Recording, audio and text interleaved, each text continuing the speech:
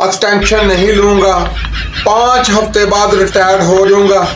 अब पाक फौज सियासत में किरदार अदा नहीं करेगी। बाजवा साहब ये गल अब्बे नूं 2 वारी दसी है, वो नहीं मानता, उन्हें फिर मैं दसी है। हुण दसो बाजवा साहब मैं की करा।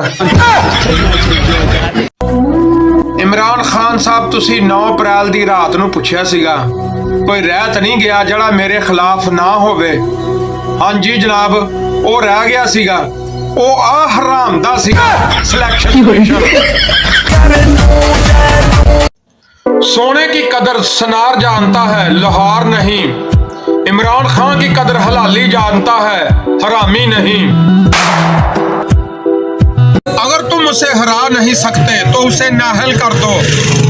नहीं जनाब नहीं, पाकिस्तान दी अवाम ही इमरान खान नूं नाहल कर सकदी आ, तुसी नहीं। ये गल तुहानूं असीं दस दित्ती आ, अल्हम्दुलिल्लाह।